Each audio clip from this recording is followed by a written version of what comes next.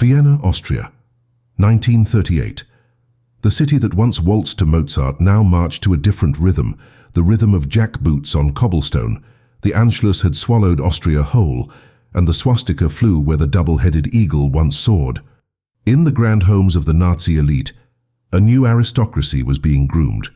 Children raised to worship the Führer as a god, to see brutality as strength, and to believe that an entire people deserved extinction. But in one of these homes, something impossible was happening. While the SS commander-father discussed final solutions over schnapps in the parlor, his own children were upstairs learning songs that could get them all killed.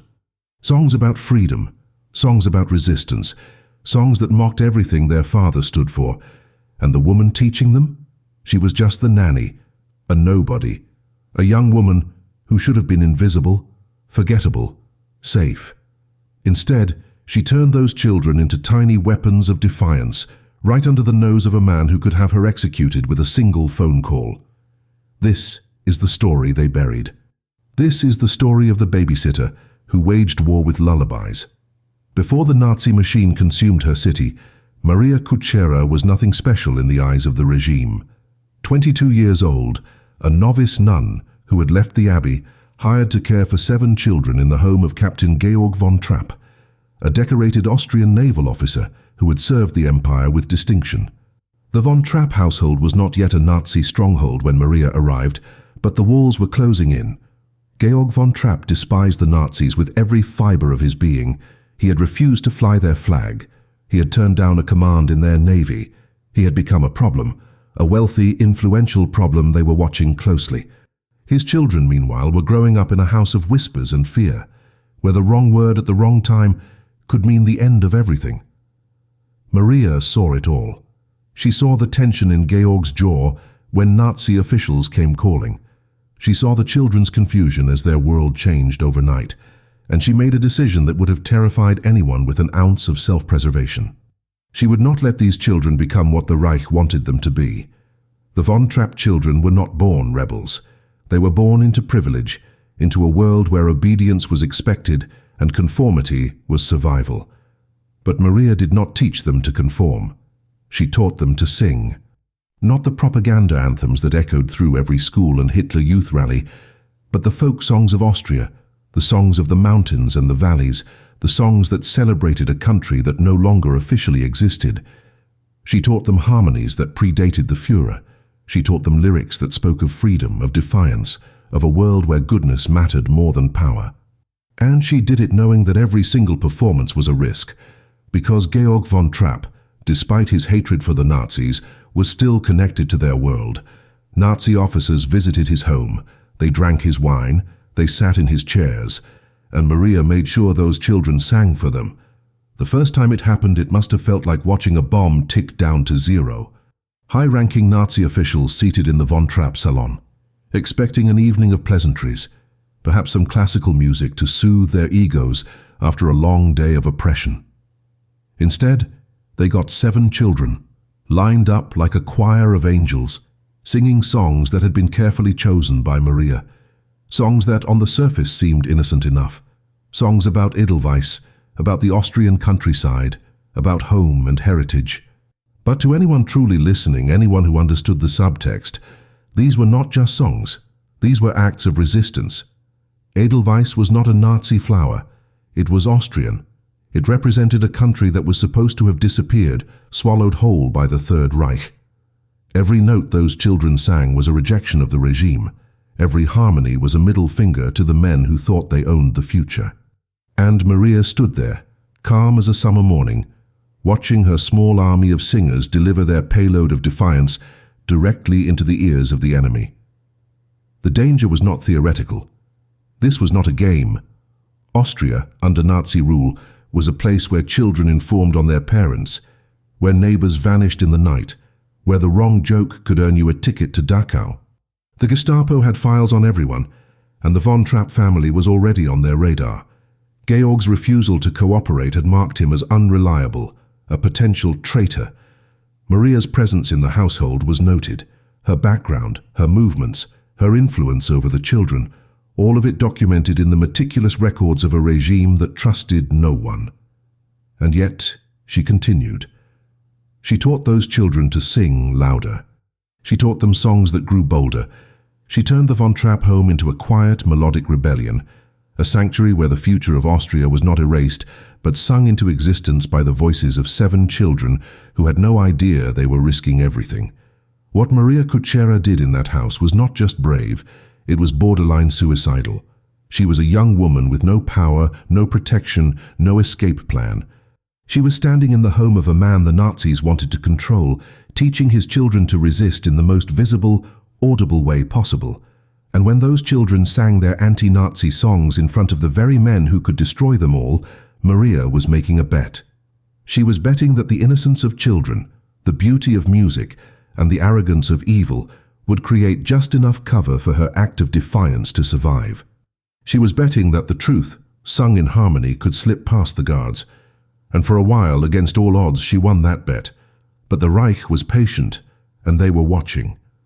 The von Trapp household existed in a strange duality, a place where 2 incompatible realities tried to occupy the same space. On one side stood Georg von Trapp, a man carved from old-world principles, honor and duty etched into his very bones. He had commanded submarines for the Austro-Hungarian Empire, had earned medals for bravery, had lost his first wife and been left to raise 7 children alone in a world that no longer made sense to him. The Anschluss had been his breaking point. When Hitler annexed Austria in March of 1938, when the crowds cheered and the swastikas unfurled across Vienna like a disease, Georg von Trapp made his position clear. He would not serve the Third Reich.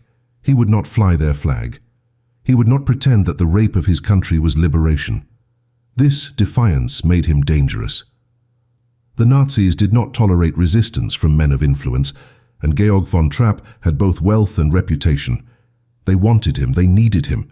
A decorated naval hero pledging allegiance to Hitler would be worth 1,000 propaganda posters. But Georg refused to bend, and that refusal turned his home into a pressure cooker. Into this tinderbox walked Maria, a force of nature disguised as a nanny. She had come from the Abbey, from a life of prayer and silence, and she brought with her an energy that the von Trapp children had never experienced. She was not stern, she was not distant, she was alive in a way that defied the grey, suffocating atmosphere of Nazi-occupied Austria. She climbed trees with the children. She ran through the gardens. She laughed loud and unashamed in a city where laughter had become a suspicious act. But more than that, she saw what was happening to these kids. She saw them being slowly crushed under the weight of fear and uncertainty. Their father was withdrawn, consumed by his hatred for the regime and his inability to fight it. Their country was gone, replaced by something monstrous.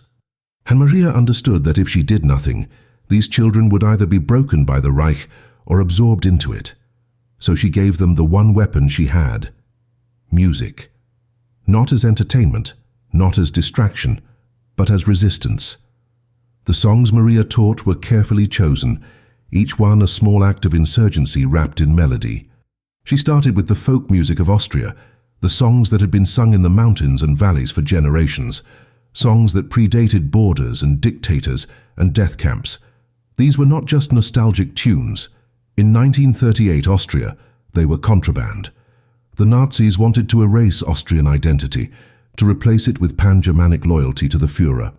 Singing about Austria, celebrating its landscapes and heritage, was an implicit rejection of that erasure. Maria knew this. She also knew that music had a unique power to slip past defenses. A song could say what a speech could not.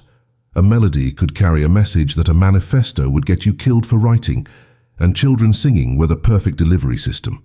Who would suspect 7 kids, their voices pure and angelic, of undermining the Third Reich? Maria was counting on that underestimation. She was weaponizing innocence. The performances began small, family gatherings where the children would sing for their father and a few trusted friends. But as word spread about the von Trapp children's musical talent, the audience changed. Nazi officers, hungry for culture and eager to curry favor with the wealthy von Trapp family, started appearing at the house. They came expecting entertainment, a pleasant evening of music from well-bred children. They got something else entirely. Maria would stand in the corner, her face a mask of calm, while the children sang songs that praised Austria, that spoke of freedom, that subtly mocked the very foundations of Nazi ideology. The officers, often too arrogant or too ignorant to catch the subtext, would applaud politely, completely unaware that they had just been insulted by a choir of kids. It was a high-wire act. One misstep, one officer who actually understood what he was hearing, and the entire von Trapp family could be arrested, Maria included. But she kept pushing, kept teaching, kept turning those 7 children into a tiny, melodic rebellion. The risk escalated with every performance. The Gestapo was everywhere, listening, watching, taking notes. Denunciations were common. A neighbor with a grudge could report you for humming the wrong tune. Children were encouraged to inform on their parents if they heard anti-Nazi sentiment at home. The von Trapp household was already under scrutiny because of Georg's refusal to cooperate with the regime. Adding Maria's musical resistance to that equation was like pouring gasoline on a fire. But Maria seemed almost fearless, or perhaps she simply understood that fear was a luxury she could not afford.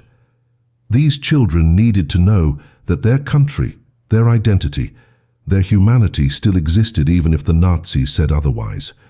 And if teaching them to sing about Edelweiss and alpine meadows was an act of treason, then Maria was willing to commit treason. Every single day.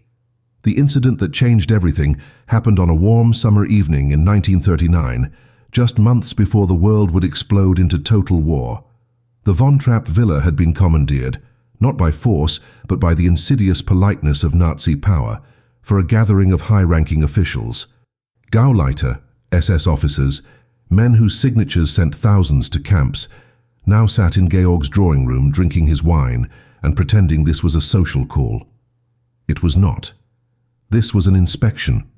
The Reich wanted to see if Georg von Trapp could be brought to heel, if his wealth and influence could be harnessed for the cause. They had offered him a commission in the Kriegsmarine, a position of honor in Hitler's navy. Georg had not yet given his final answer, and the Nazis were growing impatient. The evening was designed to apply pressure, to remind him of what he had to lose: his home, his children, his life. And in the middle of this tense, civilized threat, Maria made her move. She told the children they would perform tonight, for these men, and she chose the most dangerous repertoire she had ever assembled. The children lined up in the salon, 7 stair-step figures in their finest clothes, looking for all the world like the perfect Aryan family the Reich loved to parade in its propaganda. The Nazi officers settled into their chairs, smug and expectant, ready to be charmed by the innocence of youth. Georg stood in the corner, his face unreadable, but his hands clenched into fists. He knew Maria. He knew she was not about to deliver some harmless performance. She had been escalating for months, pushing boundaries, testing limits, and now she was about to push in front of the most dangerous audience imaginable. The room fell silent. Maria gave a slight nod, and the children began to sing. The first song was innocent enough, a traditional Austrian melody that drew polite smiles from the officers. But then came the second song, and the third, each one more pointed than the last. Songs about the Austrian mountains, about freedom, about a homeland that was not Germany. Songs that used coded language, double meanings, lyrics that on the surface seemed patriotic, but were actually mourning the death of Austria. The officers began to shift in their seats. Some frowned, others leaned forward, trying to decipher what they were hearing. And Maria stood there, her face serene, watching her tiny army deliver their payload. Then came the crescendo, the moment that could have ended with all of them in handcuffs. The children sang Edelweiss, not yet the famous version that would later be immortalized, but an Austrian folk arrangement that Maria had taught them, one that explicitly celebrated Austria's national flower, a symbol that the Nazis had tried to suppress because it represented Austrian identity separate from the Reich. Every word was a declaration. Every note was defiance. Edelweiss, Edelweiss, bless my homeland forever. The lyrics were not subtle. They were a prayer for a country that Hitler said no longer existed, and the children sang it directly to the men who had erased that country. The tension in the room was suffocating. One of the SS officers, a man with cold eyes and a scar across his cheek, stood abruptly. He stared at Maria. He stared at Georg. For a moment it seemed certain that he would speak, that he would call this what it was, treason. But he did not. Instead, he clapped. Slowly, and the others, confused, uncertain, followed his lead. The performance was over. Maria had won. Barely. That night, after the officers had left and the house was finally quiet, Georg confronted Maria, not with anger, but with something close to awe and terror. He asked her if she understood what she had just done, if she realized how close they had all come to disaster. Maria's response was simple. She told him that the children needed to know who they were, that they needed to understand that their country, their heritage, their souls were not the property of the Third Reich. She told him that if they did not resist, even in small ways, even in ways that seemed foolish or dangerous, then the Nazis had already won. Georg had no counter-argument. He knew she was right. But he also knew that right and wrong meant nothing to the regime outside his door. The Gestapo did not care about moral victories. They cared about obedience. And the von Trapp family had just announced, in four-part harmony, that they would never obey. The reports began almost immediately. Neighbors who had attended the gathering whispered to friends. Friends whispered to officials. Officials opened files. Within a week, the Gestapo had updated the von Trapp dossier. Maria's name appeared in the margins. The children's performance was noted. The song selection was analyzed. And a recommendation was made. Watch them closely. The net was tightening. The Reich was patient, methodical, and utterly without mercy. Maria had gambled that beauty and innocence could shield them, but the Nazis had seen through prettier disguises. The clock was ticking, and Georg von Trapp knew that his next decision would determine whether his family lived or died. The invitation arrived 3 days later, delivered by a young officer in an immaculate uniform who smiled too much and stayed too long. It was addressed to Captain Georg von Trapp, typed on official Reich stationery, and the language was polite to the point of menace. The Kriegsmarine requested the honor of his presence at a ceremony in Berlin, where he would formally accept his commission and pledge his loyalty to the Führer. The date was set. The expectations were clear.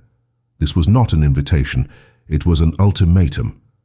Georg held the letter in his hands and felt the walls of his world collapse inward. If he went to Berlin, he would become a Nazi. If he refused, he would become a target. There was no third option, no diplomatic escape, no polite way to decline service to a regime that did not accept refusal. Maria watched him read the letter, saw the color drain from his face, and understood immediately what it meant. They were out of time. The singing, the small acts of resistance, the illusion that they could survive by simply staying quiet, all of it was over. The Reich had made its move. Now the von Trapps had to make theirs. Georg called a family meeting that night, something he had never done before. The children sat in a row, confused and frightened by the gravity in their father's voice. Maria stood beside them, her presence a quiet reassurance. Georg did not sugarcoat the situation. He told them that the Nazis wanted him to join their navy, to become part of their war machine, to help them conquer and destroy. He told them that he would rather die than serve Hitler, and then he told them the truth that would change their lives forever. They were leaving Austria, not tomorrow, not next week, soon, as soon as they could arrange it without raising suspicion. The children stared at him in stunned silence. Leave Austria, leave their home, their friends, their entire world. Where would they go? How would they escape? Georg did not have all the answers yet, but he had the beginning of a plan. They would accept an invitation to perform at the Salzburg Festival, a major musical competition that would give them a legitimate reason to travel. And from Salzburg, they would disappear, cross the border into Switzerland or Italy, vanish before the Gestapo could stop them. It was dangerous, it was desperate, but it was the only chance they had. Maria understood her role in this escape before Georg even said it. The children needed to be ready, not just physically but mentally. They needed to believe they could do this, that they could walk away from everything they knew and survive. So she did what she always did. She taught them to sing. But now the songs had a different purpose. They were not just acts of defiance. They were rehearsals for freedom. Every performance, every note, every harmony they practiced was preparation for the moment when they would stand on a stage in Salzburg, smile for the Nazi officials in the audience, and then run for their lives. Maria drilled them relentlessly. She made them perfect, because perfection was their cover. The Reich expected excellence from the von Trapp children.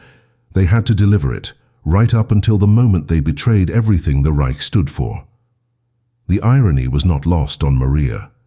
She was using the Nazis' own propaganda, their love of Aryan perfection and cultural superiority, as a weapon against them. The more beautiful the children sang, the more untouchable they seemed, the easier it would be to slip away. But the Gestapo was not stupid. They had been watching the von Trapp family for months, and Georg's sudden acceptance of the Salzburg festival invitation raised immediate red flags. Why now? Why, after refusing every other public appearance, was he suddenly eager to put his children on stage? An officer was assigned to the case, a man named Zeller, cold and efficient, who made it his mission to ensure that Georg von Trapp did not slip through their fingers. Zeller began appearing at the von Trapp villa unannounced, asking questions, observing rehearsals, inserting himself into their lives with the casual cruelty of a man who held all the power. He watched Maria teach the children. He watched Georg's every move. And he made it clear, without ever saying it directly, that he knew something was wrong. The pressure was unbearable. Every day felt like walking on a tightrope over an abyss. One wrong word, one suspicious action, and the entire escape plan would collapse. Maria had to keep the children calm, keep them focused, keep them singing as if their lives were not hanging by a thread. Because they were. The night before they were scheduled to leave for Salzburg, Maria could not sleep. She lay in her small room staring at the ceiling, thinking about everything that could go wrong, the border guards who might stop them, the Gestapo agents who might be waiting, the children who might panic or make a mistake. She thought about Georg, a man who had already lost so much, now risking everything on a desperate gamble, and she thought about herself, a young woman who had come to this house to care for children, and had somehow ended up at the center of an escape plot that could get them all killed. She was terrified, but she was also certain. This was the right thing to do, the only thing to do, because the alternative was watching those 7 children grow up under the swastika, learning to hate, learning to obey, losing every piece of themselves that made them human. Maria would not let that happen, even if it cost her everything, even if they failed. She would fight for their freedom until her last breath. Tomorrow, the performance. Tomorrow, the escape. Tomorrow, everything would change. Salzburg in the summer of 1939 was a city caught between two worlds. On one hand, it was still the birthplace of Mozart, a place of culture and beauty where music filled the air and tourists wandered cobblestone streets, marveling at Baroque architecture. On the other hand, it was a Nazi stronghold, swastikas hanging from every public building, soldiers patrolling the squares, and the Gestapo watching everyone and everything with the cold efficiency of a machine designed to crush dissent. The Salzburg Festival had become a propaganda tool, a showcase for Aryan excellence where the Reich could parade its cultural superiority before the world. Families competed for the honor of performing, knowing that success could mean favor with the regime, protection, opportunity. The von Trapps were scheduled to perform on the final night, and their arrival in the city did not go unnoticed. Georg von Trapp, the naval hero who had refused to serve, now bringing his children to sing for the Führer's entertainment. It was suspicious. It was noted. And Zeller, the Gestapo officer assigned to their case, made sure he had a front row seat. The von Trapp family checked into their hotel under the watchful eyes of party officials and undercover agents who blended into the crowds like wolves in sheep's clothing. Georg moved through the motions with mechanical precision, shaking hands, smiling when required, playing the role of the compliant Austrian aristocrat who had finally seen the light. But inside he was calculating. Every exit, every route, every possible contingency. Maria, meanwhile, kept the children occupied, rehearsing in their hotel suite, keeping their voices sharp and their minds focused. She could see the fear in their eyes, the way the oldest ones understood that something was deeply wrong, that this performance was not like the others. But she also saw their trust in her, their belief that if Maria said everything would be all right, then it would be. That trust was a weight she carried like an anchor. She could not fail them. She could not let her fear show. So she smiled, corrected their harmonies, and told them they were going to be magnificent. And she prayed silently and desperately that they would all live long enough to sing again. The day of the performance arrived with agonizing slowness. The festival grounds were packed with officials, their uniforms a sea of black and red, their faces rigid with the self-importance of men who believed they were building a 1,000-year empire. The Von Trapp children waited backstage, their costumes perfect, their hair brushed, their faces pale but composed. Maria stood with them, her hand resting on the shoulder of the youngest, a little girl who clutched a doll and tried very hard not to cry. Georg was somewhere in the audience, forced to sit among the Nazi elite, forced to smile and nod, while his heart hammered in his chest. The plan was simple, or as simple as any plan to escape the Third Reich could be. They would perform. They would be brilliant. They would receive their applause. And then, during the chaos of the post-performance celebrations, they would slip away. A car was waiting, a driver who owed Georg a favor, a route through the mountains that avoided the main checkpoints. It was insane. It relied on luck, timing, and the arrogance of the Nazis to assume that no one would dare defy them so publicly. But it was all they had. The lights dimmed. The audience fell silent. An announcer introduced the Von Trapp family singers, and the children walked onto the stage, their faces glowing under the spotlights, their voices ready. Maria watched from the wings, her fists clenched so tightly her nails drew blood. This was it. The performance that would either save them or destroy them. The children began to sing, and the sound was transcendent. Every note was perfect, every harmony locked in with a precision that came from months of drilling, from Maria's relentless preparation. They sang Austrian folk songs, melodies that celebrated the mountains and valleys of a country the Nazis claimed no longer existed, and the audience, packed with the very men who had erased Austria, applauded wildly. They heard beauty. They heard excellence. They heard proof of Aryan superiority. They did not hear the quiet, desperate act of rebellion embedded in every word. The children sang about Edelweiss, about home, about a world where love mattered more than power. And the Nazis clapped, because they were too arrogant, too blinded by their own mythology, to understand that they were being mocked by 7 kids and a nanny who had turned music into a weapon. Then came the final song, the one Maria had saved for last. A hauntingly beautiful piece that spoke of farewells, of leaving behind the past, of journeys into the unknown. The children's voices swelled, filling the hall with a sound so pure it seemed to transcend the ugliness of the regime that surrounded them. Tears streamed down the faces of some in the audience, moved by the performance, completely unaware of its true meaning. This was not just a song, it was a goodbye, a farewell to Austria, a farewell to the life these children had known. And as the final note hung in the air, as the audience erupted in applause, Maria knew the next 60 seconds would determine everything. The children bowed, they smiled. They walked off stage into the wings where Maria grabbed them, her voice low and urgent, telling them to move, to follow her, to trust her. Georg was already there, having slipped out of his seat during the applause. The family converged in a backstage hallway, and without a word they ran. Not to the front entrance where officials and cameras waited, but to a side door, a servant's exit, a crack in the Nazi fortress through which 7 children, 1 man, and 1 impossibly brave young woman were about to attempt the impossible. The car was waiting exactly where it was supposed to be, a black sedan with its engine already running, driven by a man named Franz, who had served under Georg in the Navy and owed him a debt he could never repay. Franz did not ask questions. He saw the fear in their eyes, the way Maria ushered the children into the vehicle with frantic urgency, the way Georg kept glancing over his shoulder at the festival hall where, at any moment, someone would notice they were missing. The doors slammed shut.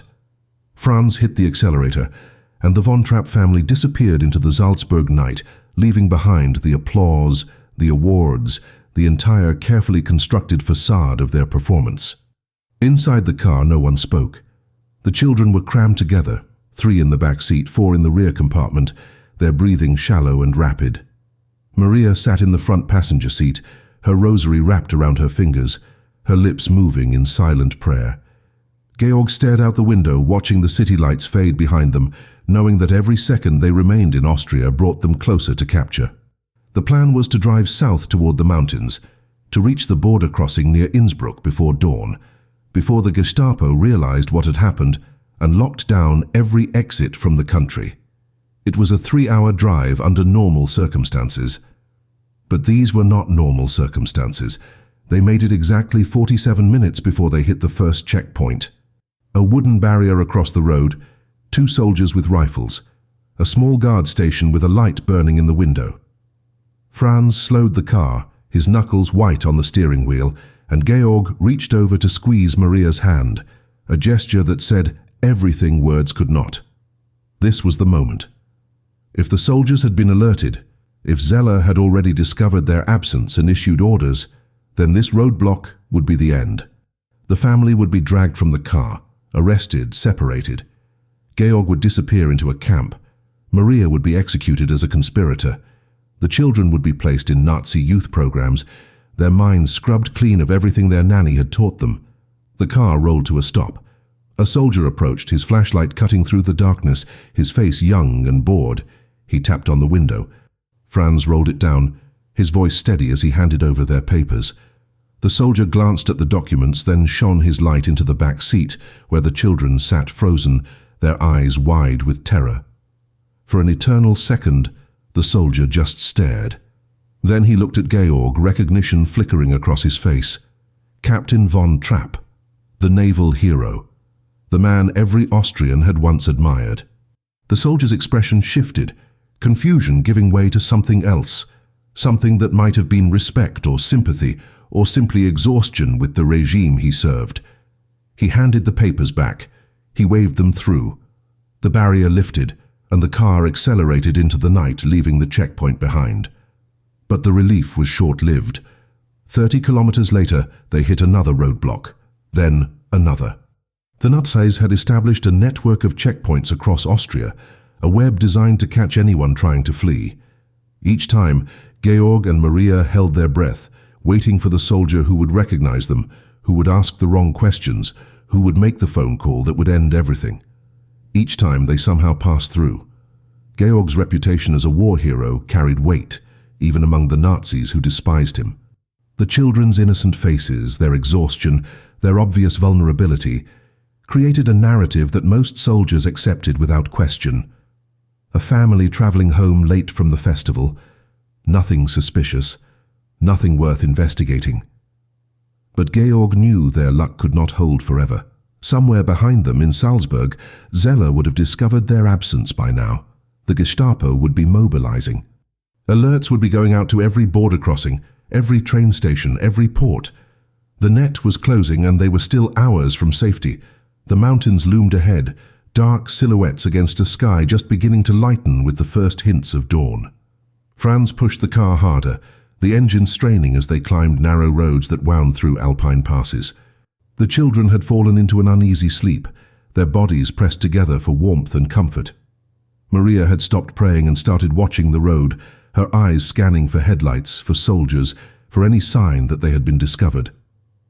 Georg sat in silence, his jaw clenched, his mind running through contingencies. If they were stopped now, if the soldiers at the next checkpoint had orders to detain them, he would fight. He would give Maria and the children time to run, to disappear into the mountains, to find another way across the border. He would sacrifice himself without hesitation, because that was what fathers did. That was what men of honor did. Even when honor had become a crime in the country they once loved. The border crossing appeared just as the sun broke over the peaks, a small station nestled in a valley where Austria ended and Switzerland began. It looked almost peaceful, a single guardhouse, a barrier painted red and white, a Swiss flag hanging limp in the still morning air. But between the von Trapps and that flag were Austrian soldiers, Nazi officers, and the final checkpoint they would have to pass. Georg turned to Maria, and in that moment, without words, they understood each other completely. This was where it ended, one way or another. Either they would cross into Switzerland and freedom, or they would be arrested and dragged back to face the consequences of their defiance. There was no middle ground, no negotiation, no second chance. Franz stopped the car at the Austrian side of the border. An officer approached, older than the others they had encountered, his uniform decorated with ribbons, his face hard and suspicious. He did not look like a man who would let anyone pass without thorough inspection. He looked like a man who enjoyed his job, and Georg von Trapp knew with absolute certainty that the next 5 minutes would determine whether his children lived or died. The officer's name tag read Gruber, and his eyes were the kind of grey that looked like frozen steel. He took the papers from Franz with deliberate slowness, studying each document as if searching for microscopic flaws, his expression revealing nothing. Behind him, 2 younger soldiers stood at attention, their hands resting on their rifle straps, their bodies tense with the possibility of action. Gruber walked around the car, his boots crunching on gravel, peering into the windows at the sleeping children, at Maria's pale face, at Georg's controlled expression. He returned to the driver's side and leaned down, his voice low and measured. He asked where they were going, why they were traveling so early. Why Captain von Trapp, a man who had refused every Nazi overture, was suddenly crossing into Switzerland with his entire family and no luggage. The questions hung in the air like guillotine blades. Franz opened his mouth to answer, but Georg interrupted, his voice calm and authoritative, the voice of a man accustomed to command. He told Gruber they were attending a family wedding in Zurich, a private affair, and they had left directly from the festival to make the mourning ceremony. It was a lie delivered with absolute conviction, and for a moment it seemed like it might work. But Gruber was not convinced. He stepped back and gestured to his subordinates, speaking in rapid German that made Maria's blood run cold. They were to search the vehicle, check for contraband, verify identities. The younger soldiers moved forward, and Georg's hand instinctively moved toward the door handle, his body coiling for action. Maria saw it and reached back, placing her hand on his arm, a silent plea for restraint. If Georg fought now, if he gave them any excuse, they would all be shot before they took 3 steps. The soldiers opened the rear door, and the children woke with gasps of confusion and fear. One of the soldiers began pulling them out, lining them up beside the car, their small bodies shivering in the cold mountain air.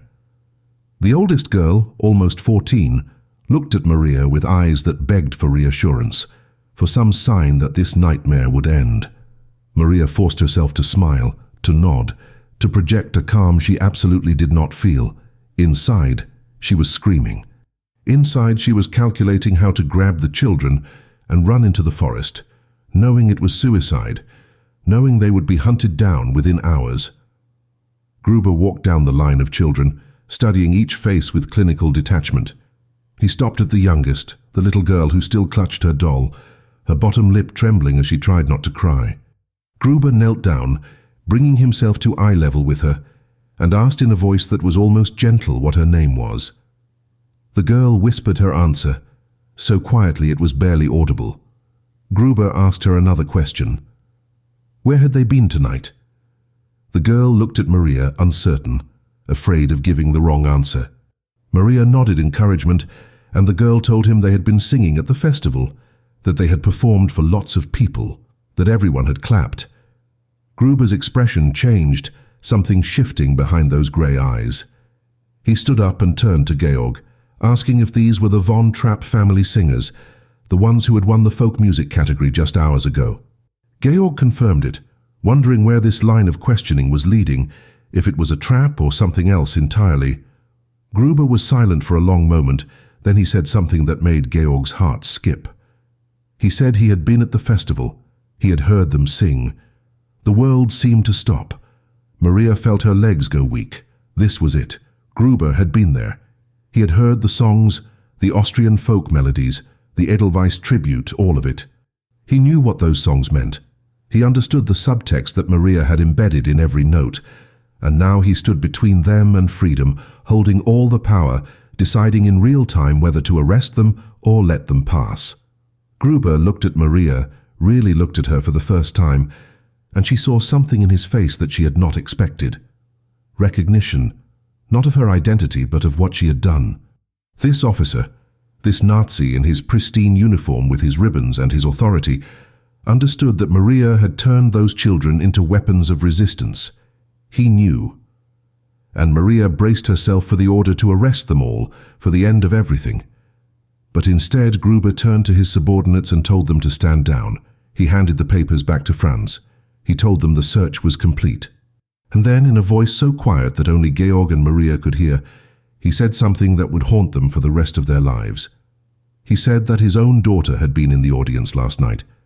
He said she had cried during their performance. He said it was the first time in months that he had seen her remember what Austria used to be. Gruber stepped back and signaled to the guards at the barrier. The red and white pole lifted into the air, and beyond it, just 50 meters away, was Switzerland. Freedom, survival, the impossible made real. Franz did not wait for permission.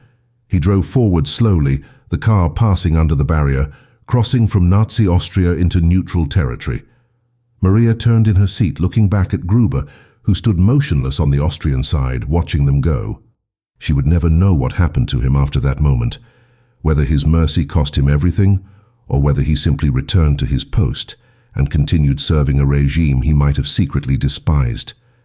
But she would never forget the look on his face, the exhaustion, the grief, the quiet recognition that sometimes, even in the darkest moments, humanity could flicker to life in the most unexpected places. The car crossed into Switzerland, and the von Trapp family, against all odds, was free. The Swiss border guards were polite, almost indifferent, stamping their papers with bureaucratic efficiency and waving them through without questions or suspicion. It was such a stark contrast to the interrogation they had just survived that it felt surreal, like stepping from one reality into another. Franz drove another 20 kilometers before pulling off the road into a small clearing surrounded by pine trees. He turned off the engine, and for the first time in hours, in days, in months, the von Trapp family allowed themselves to breathe. The children tumbled out of the car, their legs stiff from the cramped journey, their faces pale but alive with the dawning realization that they had escaped. The youngest began to cry, not from fear but from the overwhelming release of tension. The oldest pulled her siblings into a tight huddle, holding them as if she could shield them from everything they had just experienced. Maria stepped out into the cool mountain air and collapsed against the side of the car, her entire body shaking uncontrollably. She had held it together through the checkpoints, through the interrogation, through the impossible moment when Gruber could have ended them all. But now, in safety, the weight of what they had done crashed down on her like an avalanche. Georg walked over and placed his hand on her shoulder, his own voice cracking as he thanked her, not just for the escape, but for everything that had led to this moment, for teaching his children to resist, for giving them the courage to run, for being the kind of person who would risk her own life to save theirs. But the celebration was short-lived. They were safe from immediate arrest, but they were also homeless, penniless, and utterly without a plan. Georg had been forced to leave everything behind, his estate, his wealth, his entire life's accumulation of property and possessions, all of it now property of the Third Reich. The Nazis would seize it within days, adding the von Trapp fortune to their war chest. Georg had exactly 60 Swiss francs in his pocket, money Franz had given him before they crossed the border. It was enough for a few nights in a cheap hotel, perhaps some food. But then what? They could not return to Austria. The Gestapo would be hunting them, and anyone who helped them would face severe consequences. Georg's name would be on every wanted list in the Reich.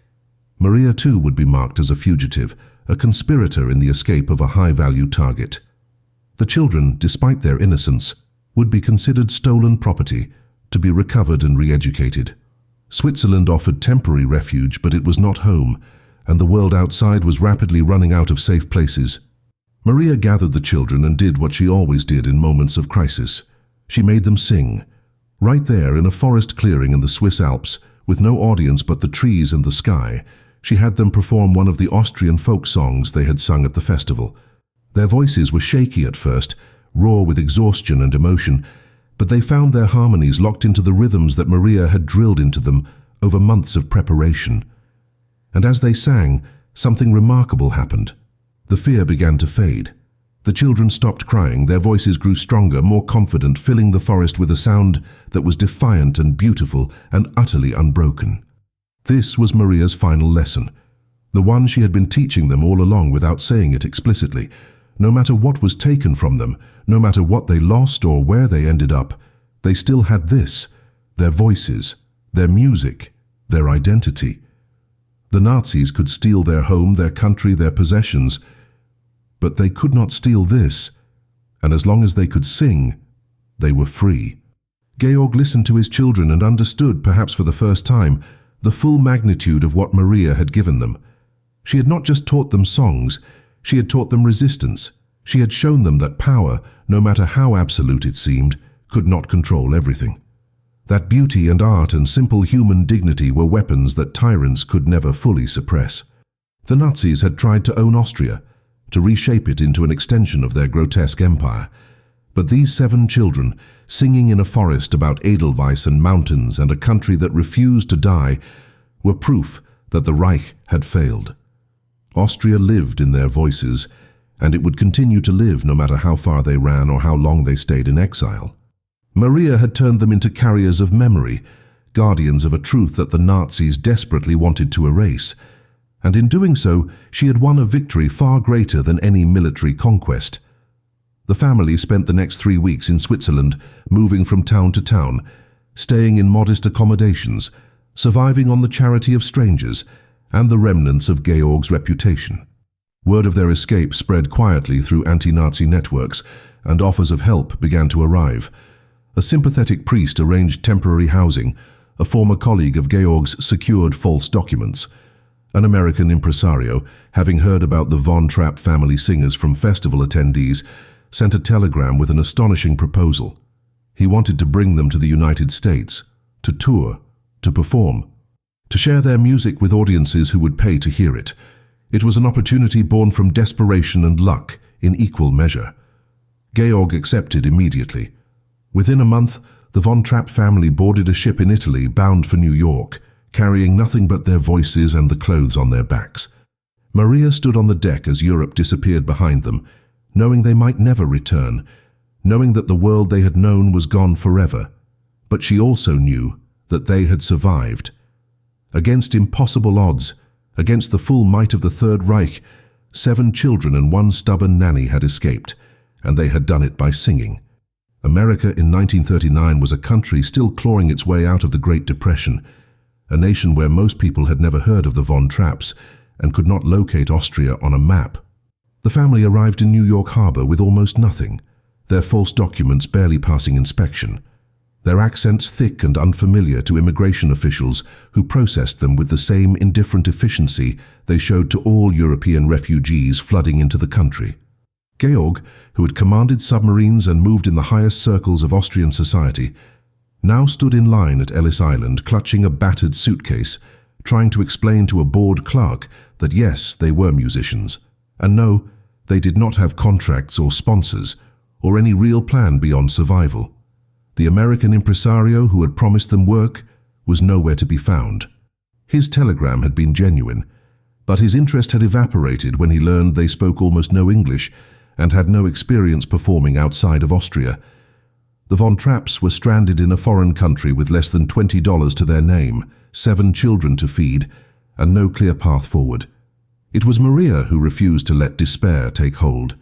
She found a Catholic church in Manhattan, spoke with the priest in broken English mixed with Latin, and secured temporary shelter in a boarding house run by nuns who took pity on the refugee family with the beautiful singing voices. The first American performance was a disaster. A small church basement in Queens, an audience of perhaps 30 people, mostly elderly parishioners who had come for the free concert and stayed out of politeness. The von Trapps sang their Austrian folk songs with the same precision and passion they had brought to the Salzburg festival, but the audience sat in confused silence. They did not understand the language. They did not recognize the melodies. They did not grasp the historical and emotional weight of songs about Edelweiss and alpine meadows and a country that no longer existed. When the performance ended, the applause was tepid, obligatory, the sound of people who appreciated the effort but felt no connection to the content. Georg was devastated. Maria was furious, not at the audience but at herself, for not anticipating this. She had been so focused on escape, on survival, that she had not considered what would come after. The songs that had been weapons of resistance in Austria were simply foreign noise in America. They needed to adapt. They needed to learn English, to understand their new audience, to find a way to make their music relevant to people who had never lived under Nazi occupation and could not comprehend what it meant to sing in defiance of tyranny. So they started over. Maria bought a used English grammar book from a second-hand store and began teaching herself and the children simultaneously, stumbling through pronunciations and conjugations late into the night while Georg searched desperately for paying work. They performed wherever anyone would have them: church basements, community centers, school auditoriums, nursing homes. The pay was minimal, sometimes nothing at all, just donations dropped into a hat passed around after the performance. But slowly, incrementally, they began to improve. They added American folk songs to their repertoire, learning "She'll Be Coming Round the Mountain" and "Home on the Range" with the same discipline Maria had once applied to Austrian resistance anthems. They learned to smile more, to engage with audiences, to tell their story in simple English that conveyed the drama of their escape without drowning listeners in historical detail. And gradually, word began to spread, not about their music, necessarily, but about their story. A family that had fled the Nazis, children who had sung their way to freedom, a nanny who had risked everything to save them. America loved that story. It was heroic, romantic, the kind of narrative that fit perfectly into the country's self-image as a refuge for the oppressed. By 1940, the von Trapp family singers had a manager, a real one this time, who booked them into larger venues and secured radio appearances. They were no longer refugees scrambling for survival. They were performers, building an audience, earning a living through the same voices that had once mocked Nazi officers in a Viennese salon. The irony was not lost on Maria. She had taught these children to sing as an act of resistance against fascism, and now they were singing to earn money in a country that did not yet understand the threat fascism posed to the entire world. America in 1940 was still isolationist, still convinced that Europe's problems were Europe's problems, still unwilling to see that the fire consuming Austria and Poland and France would eventually reach across the Atlantic. Maria tried to tell their audiences about the reality of Nazi occupation, about the fear and the oppression and the casual cruelty of a regime that turned neighbors into informants and children into soldiers. But most Americans did not want to hear it. They wanted to hear the uplifting story. They wanted the happy ending. They wanted to believe that escape was possible, that good people could outsmart evil, that singing and courage could conquer tyranny. And so, the von Trapps gave them that story, even though Maria knew the real story was far darker and far from over.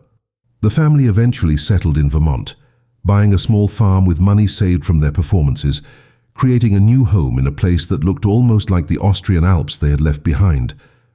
The children grew up American, attending local schools, learning to sound less foreign, adapting to a culture that was radically different from the one they had known. Maria married Georg in a quiet ceremony, formalizing the partnership that had saved them all, becoming not just the nanny, but the mother these children needed. And through it all, they continued to sing. Not for survival anymore, but because it was who they were. The music had carried them out of Austria. It had sustained them through exile, and it would define them for the rest of their lives. But Maria never forgot why she had taught them to sing in the first place. It was not entertainment. It was not a career. It was resistance. It was the refusal to be silenced, to be broken, to accept that evil had the final word.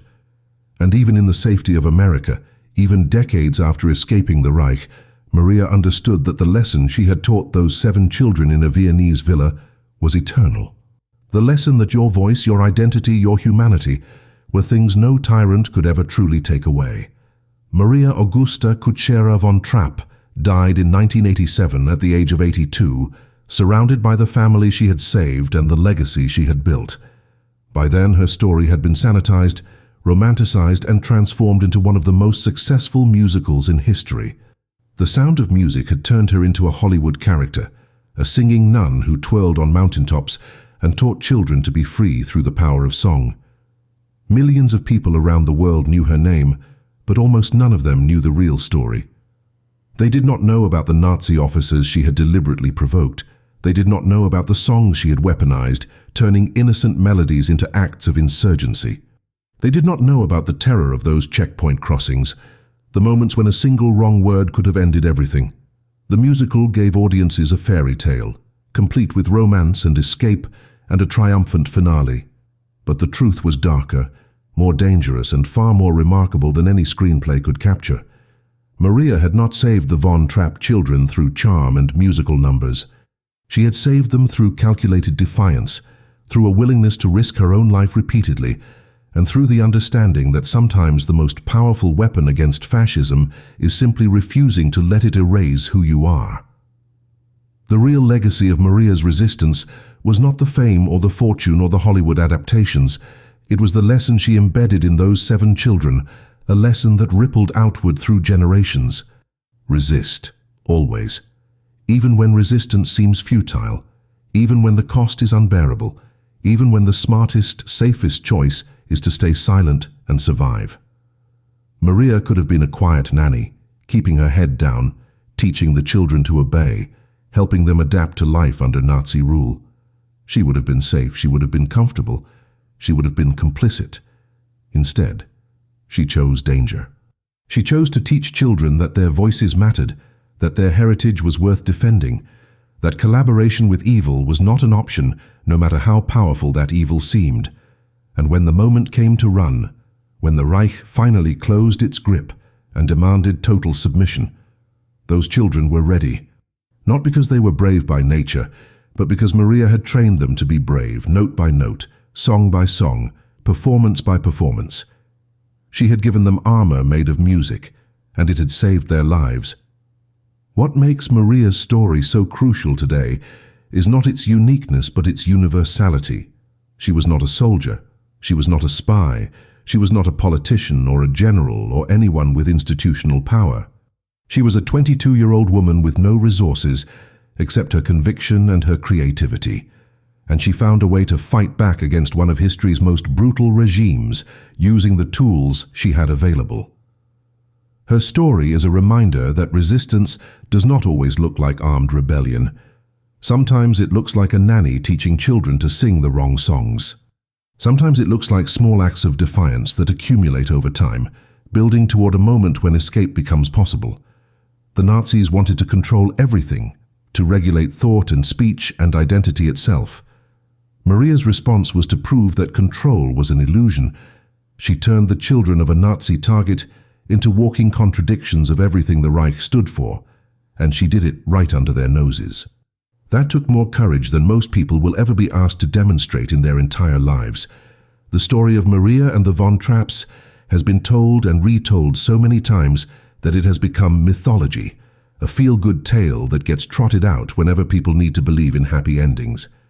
But stripping away the Hollywood gloss reveals something far more valuable.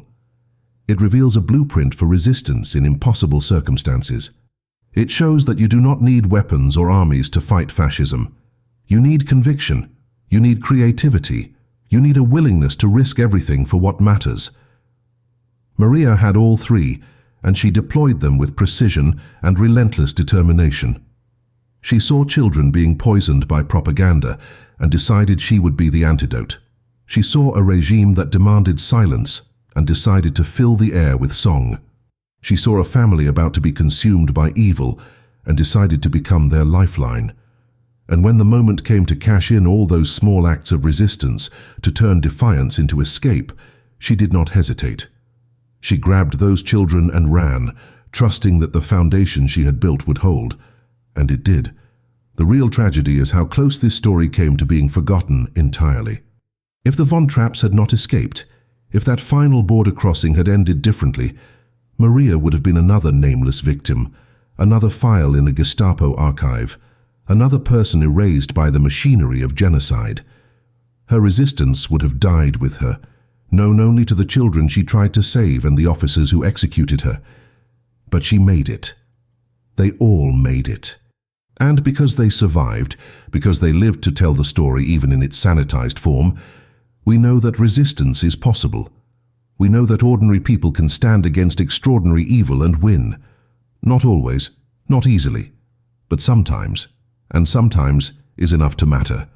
Maria Kutschera taught 7 children to sing anti-Nazi songs in the living room of a Nazi commander's ally, and those children lived to sing in freedom for the rest of their lives. That is not a fairy tale. That is a war story, and it is one we should never allow ourselves to forget, especially now.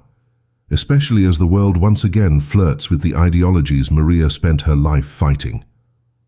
Her voice is silent, but the voices she trained, the legacy she built, the lessons she taught, those echo still. Resist, always, with whatever tools you have, because your voice, used correctly, can change everything.